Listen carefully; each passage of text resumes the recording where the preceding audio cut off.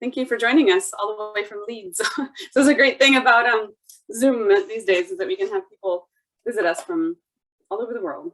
So thank you for coming.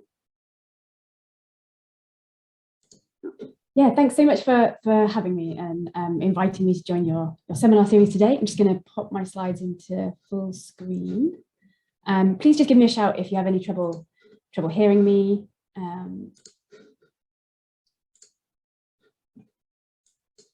Okay, hopefully that is in the correct format now. Okay, great. So I'm just going to set a timer so I don't go on for too long. So yeah, so firstly, thanks so much to the organisers for inviting me to be part of your seminar series. My name's Kat Scott. I'm an environmental scientist at the University of Leeds in the UK. My research really covers the sort of physical interactions between vegetation, the whole biosphere really, and the atmosphere, predominantly from the perspective of climate and how the interactions between those two are potentially contributing to climate change, and on the flip side of that can potentially help us to mitigate climate change. So I'm based at the University of Leeds, and so are the team of people that I've named on the front here. So everything I'm showing today has been a real collaborative effort.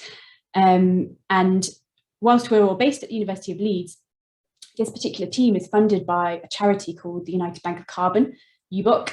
That's their logo in the bottom left-hand corner. And UBOC is all about trying to help scientific research be more useful to user communities and the people who need to use it to make decisions, whether that's policymakers right the way through to members of the general public. So a lot of the work that we do is funded by them. So I'm going to be talking today about trees outside woodland predominantly, and their contribution to carbon sequestration, and why that is a bit of an overlooked piece of the picture when we're thinking about climate mitigation. So in order to do that, I'm going to cover three main areas. So I'll just introduce a little around the concept of net zero in terms of climate change. So what we need to be doing and how trees and woodlands can potentially help us with that.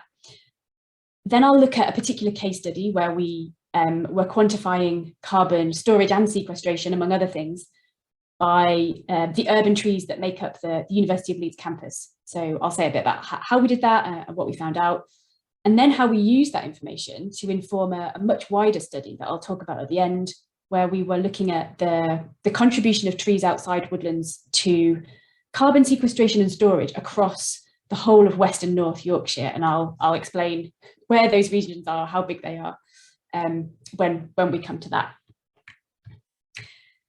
So firstly, I'm not going to labour this point. I think everyone's probably quite aware, but in terms of climate change and where we find ourselves now, we're in a situation where if we are to try and limit the warming that the planet experiences to 1.5 degrees above the pre-industrial period, then we know now that we really need to be getting to a level of net zero carbon dioxide emissions by the middle of this century. And this graph here is from the IPCC. Let me just get my laser. So this graph is from the IPCC showing at the present day, here we are with our global carbon dioxide emissions of around 40 billion tonnes a year. And that by the middle of the century, in order to keep warming to that limit, we're going to need to get to this level of net zero. And the critical part of that is that it doesn't necessarily mean that emissions have to be absolutely zero. There are a lot of parts of society where it will be very difficult, in fact impossible in some instances, to completely eliminate our greenhouse gas emissions. And so this idea of net zero is that if we still have sections of society that are contributors to greenhouse gas emissions, that we might be removing carbon dioxide from the atmosphere in other ways to bring us to a net level of zero emissions overall. And this is really where trees and woodlands fit into the picture, because we are looking or needing to find ways of taking carbon dioxide out of the atmosphere. And that's essentially what trees and forests are doing. I included this just as a kind of a refresher, in the sense that whilst trees and forests are taking carbon dioxide out of the atmosphere during photosynthesis, so everything in this purple stream is kind of carbon going into the system, there's also a release of carbon constantly through respiration. So actually only about half of that carbon that's taken in is then stored. So that's happening constantly. We take that into account when we think about how much carbon is sequestered overall by trees and forests. But there are uncertainties around, firstly, this process as a whole and how we represent that at the scale of individual trees or forests, but also about how this system and these processes will respond to a warming climate. So we might understand at the moment how given species of trees will grow in a particular location and how they will respond to the kind of climate that they're exposed to now. But we are going to be moving into a world with higher carbon dioxide concentrations, higher temperatures, potentially different weather patterns. So we're going to be pushing this system into a place where we haven't really had it before and haven't fully understood it. So it's always a balance between carbon coming in, carbon going out. And when we measure trees and try and make assessments, we're really only seeing kind of a snapshot of how much carbon they have stored up until that point. So it's a balance, really.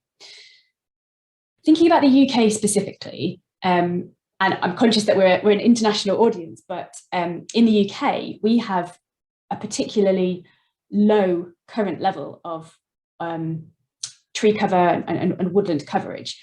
And as part of the strategy to reach net zero emissions by 2050, the UK has a panel called the Climate Change Committee, they're independent, and their role is to advise our government on how to try and mitigate climate change, the kind of policies we should have, and also how realistically to deliver them. And one of their suggestions has been to try and really boost the level of woodland coverage that we have in the UK. So they've suggested a woodland creation rate of more than 30,000 hectares a year. This is a huge amount. And if we did that successfully until 2050, we would end up with a canopy coverage of more than 17%.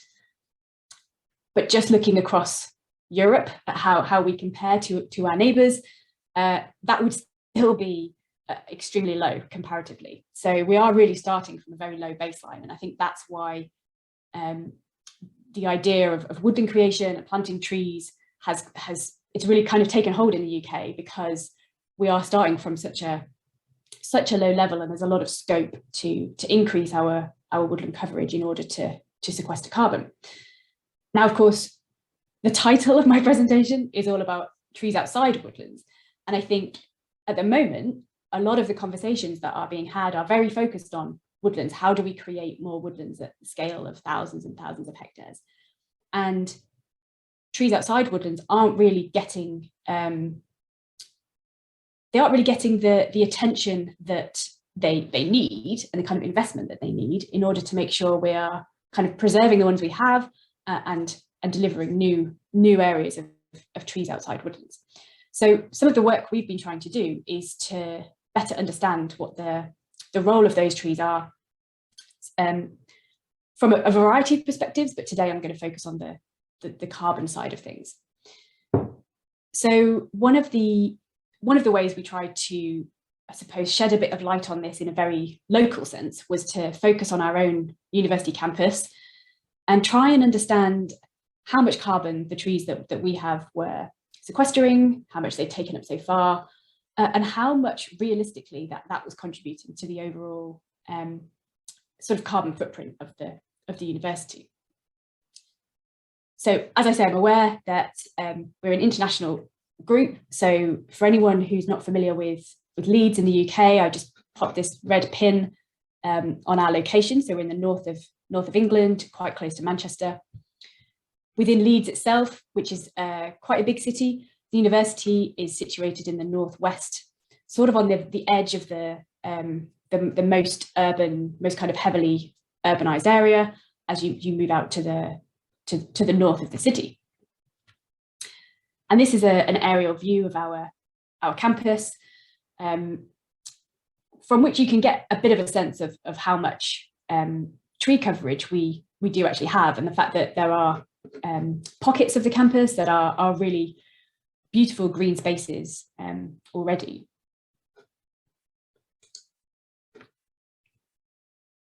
So to conduct this survey, this was a collaboration between us as research staff, but also the operational staff at the university who make decisions about if an area of the campus is to be developed and trees need to be removed for that, that would be kind of their decision, or if there's kind of maintenance that needs to be done. Basically, the people who are actually looking after the physical university.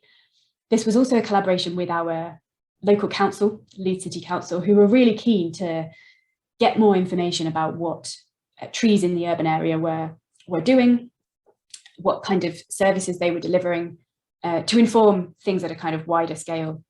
And so we kind of divided up our campus into segments and set about surveying all of those trees. So this was a real team effort. We had a team of staff and students involved, and then over 40 volunteers, and we did this over 2 summers. Now that we're kind of emerging from the pandemic, and we're realizing that actually this surveying was a few years ago now, and we're kind of approaching 5 years since we started it. So we're thinking of ways to do some resurveying and see how much things have changed since our initial work. So the purpose of this is to collect the information that's going to tell us what we need to know about the services that these trees are providing.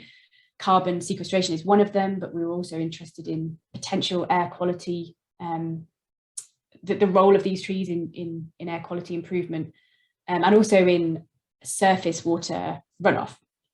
So, and I think some of you will have done this kind of surveying before, so I won't sort of labour these points, but the critical things really that we needed to know for every tree that we had were the species of the tree, and then crucially the diameter of the tree trunk, or the circumference, because that was really the critical factor that determines how much carbon any given tree has accumulated so far. We were also looking at the heights of the trees and the size and condition of the tree crown, because this was really what tells us kind of the difference between one birch tree and another birch tree. Let's say if you've had one where a bit of the crown has been removed or damaged, then that is going to give us a difference between the services that those trees are providing. We also looked at things like how much light the trees were receiving, as that can influence the kind of amount of activity. And this was all, as I say, this was really to try and establish some baseline really for how much of these various ecosystem services that the trees were providing. So as I said, we were focused on carbon sequestration and storage, but we were also interested in the air pollution and the floodwater runoff. So another thing just to say from this image is that when we're looking at the tree crown, this is really important particularly for air pollution, because what we are interested in is the surface area, the available surface area of leaves for the interception of both gases and particle phase pollution. So the kind of volume of the tree crown and the amount of area that's covered by leaves is really what is controlling how much a tree is going to contribute in that sense. So on the left-hand side are all the bits of information we were collecting about our trees, and on the right-hand side is what we wanted to know. And we were using some software called iTree, which is it was developed in the US, but has been adapted for use in different countries. And there might be people on the call today who have used it before. And we were using this really as a tool to get some baseline measurements and information from these trees about the environmental benefits they were providing. I think if you're really interested in one specific thing in great detail, you might use other tools as well. Because we wanted a bit of an overview of the benefits, that's why we settled on iTree. So as I said, we had a big team of volunteers, and it wouldn't have been possible without them. This in the top left, this is one of our volunteers, Tim, measuring the final tree of the survey. That was a proud moment for him. And we we found that there were actually over 1,400 trees on the campus. So there was a lot of surveying went on, and this was equivalent to 1 tree for every 32 members of staff and students that use the university campus. So that's really not very much, actually, if you think about every 32 people having 1 tree to share. We were surprised to find that there were more than 130 different tree species just on our university campus. And this was for a couple of reasons, really, because there was the usual species that we would expect to find in a kind of northern England urban location. But then, because we're a university campus, there were a lot of trees that had been either donated by visitors to the university over the years, or species that had been collected from around the world by members of the university. And so we've actually got quite a diverse set of tree species on the university campus, and it makes it a bit of an unusual place, but it also means we've got a real range of trees to look at. So there was some good fun had trying to identify some of the rarer tree species. So there was a lot of information that we could gather from this work, and I've put a link on the bottom of this slide here that if you want to kind of jot that down, you can get the full report, which will tell you everything that we found. But I'm just going to highlight a couple of particular results. So we were looking at the amount of carbon being stored by trees on the university campus, and this graph is showing how that varied. So each circle is an individual tree. So we're looking here at how the carbon stored varies with the diameter of the tree. And so in iTree, this is using uses allometric equations to link the physical characteristics of the trees to the amount of carbon that we would expect them to store.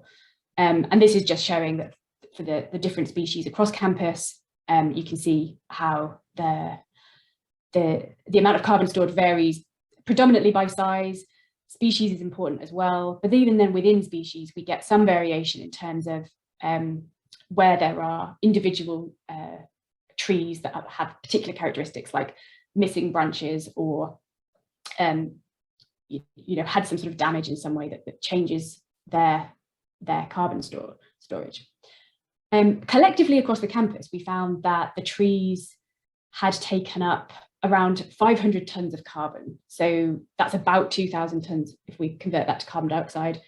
So that's how much they were storing collectively, which at the time, so this was a few years ago now, this was equivalent to the annual carbon footprint of about 180 people in the UK.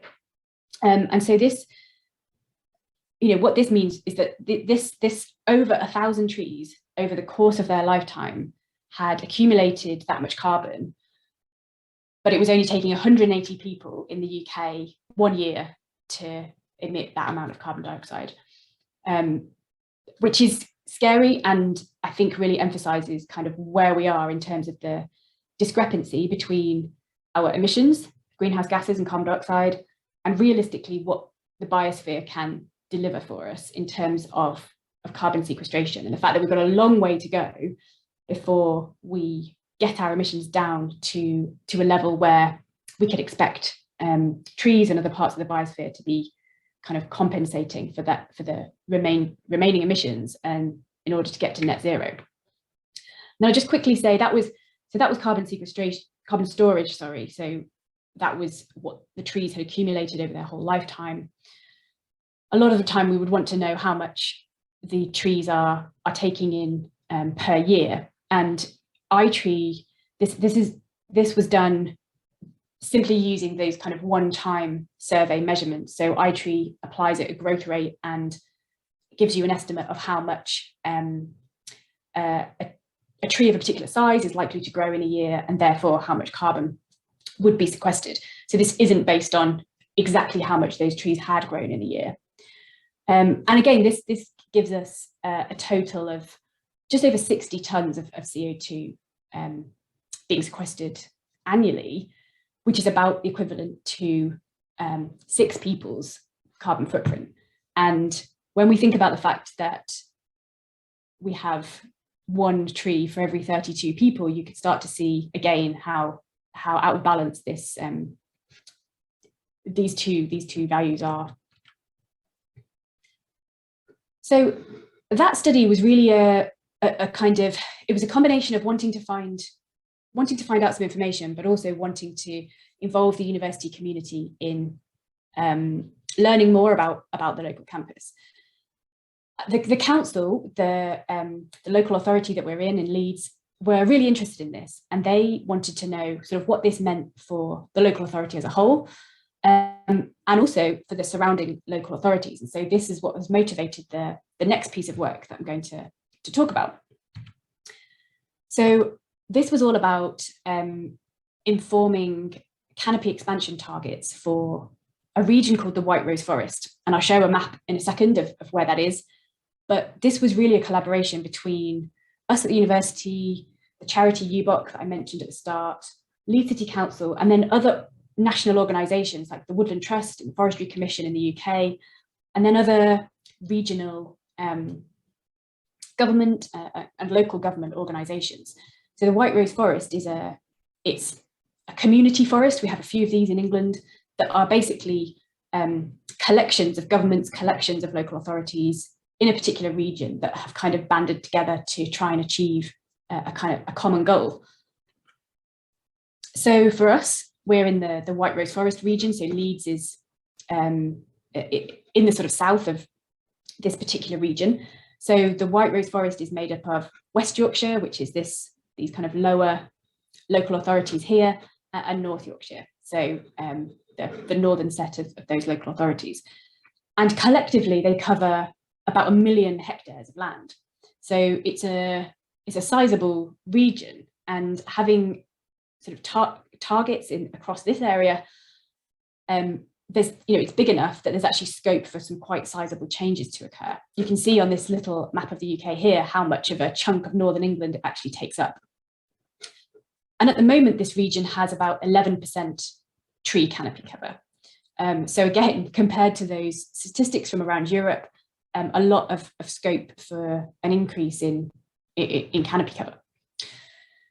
So I mentioned at the start that in terms of understanding the role of trees outside woodlands, we're kind of missing quite a lot of information at the moment. So firstly, we need to know how an individual tree of a particular size is likely to be sequestering and storing carbon. And for a region such as the White Rose Forest, we need to know how many trees there are and what size they are in order to combine those bits of information to give us a kind of baseline amount of carbon being sequestered and stored by these trees outside woodlands. So the work that we did on the university campus was useful in terms of having a range of trees of different sizes and species and estimates of how much carbon they sequester and store.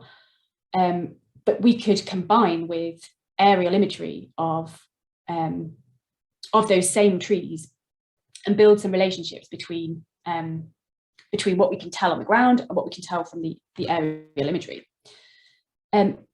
So before I go into that and how we combine those two pieces of information, the image in the top right-hand corner, where you can see the tree crowns that have a line around each one, this is something called the Blue Sky National Tree Map, which is available in the UK, and it tells us the crown area of every tree and gives an estimate of the height of the tree.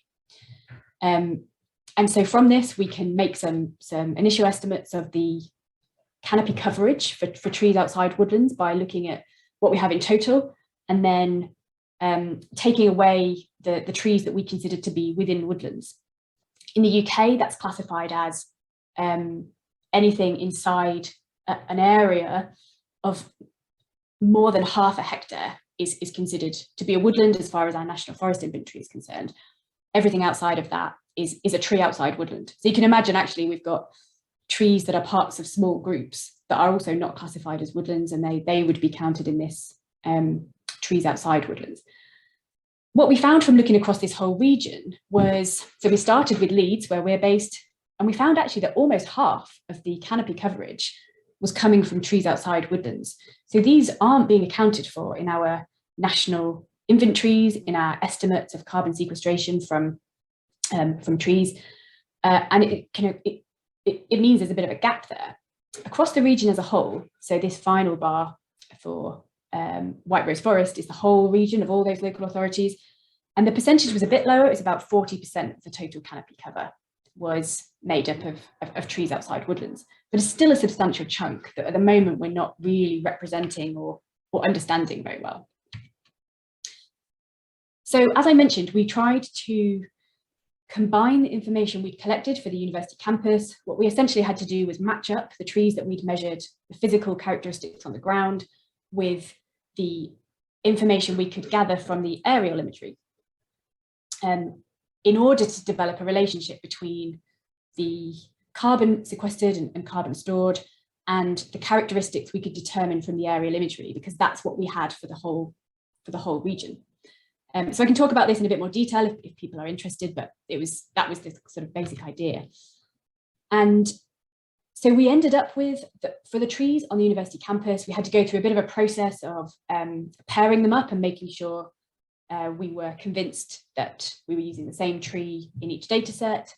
So this left us with a narrower set of trees to include. But what we essentially did was to take the carbon sequestration and storage values from the iTree work on campus and relate that to characteristics of the trees that we could determine from the aerial imagery. And we came up with this proxy tree volume, which isn't a real physical parameter, but it's the product of the canopy area and the height that we could measure from the aerial imagery. Because we found that gave us a reasonable relationship in terms of the sequestration and the volume that we would get. This is obviously a very small sample size. And so what we would love to do is to look at this at a larger scale with more trees that we have that detailed information for. And as I said at the start, all of this work is really has been a team effort from the people on the first slide, but this particular bit of work was done by a PhD student called Charlotte Weaver, who spent a long time kind of trying to painstakingly pair up these trees and develop this relationship. So the idea of that was that we could then look across this whole region, this whole 1 million hectares in North England, and try and say something about what the trees outside woodlands were doing in terms of carbon and storage and sequestration. And the reason to need to do that is that, you know, whilst we have relationships that tell us on a kind of hectare by hectare basis what we expect woodlands to be doing, we really don't have that equivalent for individual trees. So what we found when we looked at the region as a whole was that when we combined all of the trees outside woodlands, so all of that 40% of the canopy cover, the trees were storing around 10 million tonnes of carbon dioxide, which is a substantial quantity. And when we looked at how that broke down across the different local authorities, there were some interesting differences in terms of the rural and urban split between those different local authorities and their kind of character. And in terms of carbon sequestration, again, we found that collectively the trees were sequestering around over 300 kilotons of carbon dioxide annually. And to put that into some sort of perspective, when we looked at the carbon dioxide emissions for this region as a whole, collectively in 2018, we found that this annual amount of sequestration was about 2% of the annual CO2 emissions. And that doesn't sound like very much, but the situation we're in is that we need to get our greenhouse gas and carbon dioxide emissions down to a much lower level than they currently are.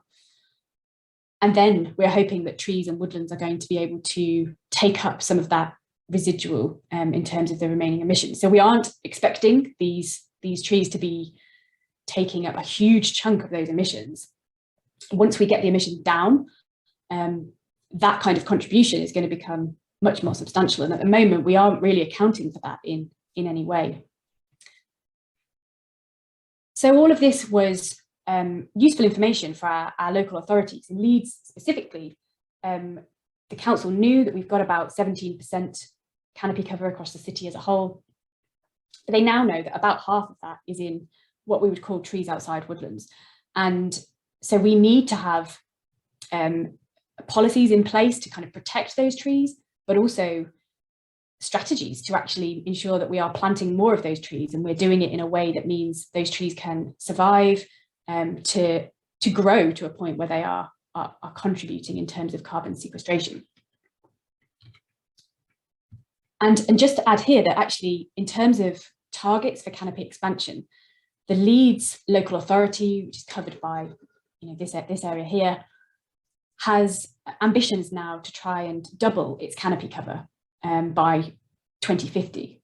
So if essentially if Leeds as a city contributes to woodland creation in line with the national targets that I mentioned at the start, that the Committee on Climate Change suggested, that would double the canopy cover of the city, and they have committed to trying to do that. So it's going to be a very interesting few decades for Leeds as people try and find places to add all of this new canopy coverage. So everything I've been talking about has been very focused on carbon, but of course there are many other benefits and many other reasons why we are interested in the role of urban trees and green spaces. And some of them are kind of detailed here, but I'll just mention something else that we're looking at the moment, is to try and use this same information that we have about canopy coverage across the city and use temperature data to try and look at the links between temperature and canopy cover across the city, so that we can start to think about where strategically we might want to add more trees, more canopy cover, in order to try and mitigate the urban heat island, which is going to become more of an issue for cities like Leeds as we go forward. So that's another area that we're looking at.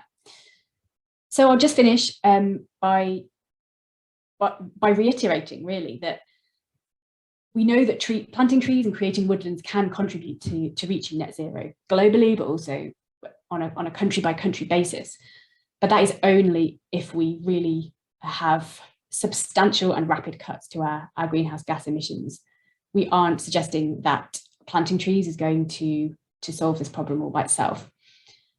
In our part of the UK, trees outside woodlands are contributing almost half of the total tree canopy cover, and they really aren't being accounted for in any way. So in our very preliminary study, we found that they're taking up over 300 kilotons of carbon dioxide a year and storing over 10 million tons of carbon dioxide. But I would really stress that this was a preliminary study based on a very limited set of field data.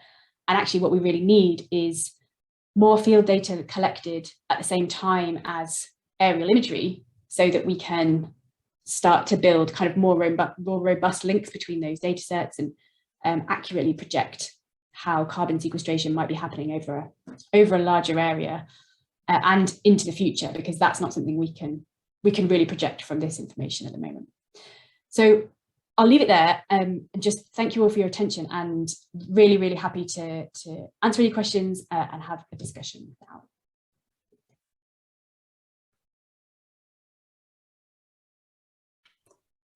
Thanks so much, Kat. It was super exciting research. Does anybody have any questions?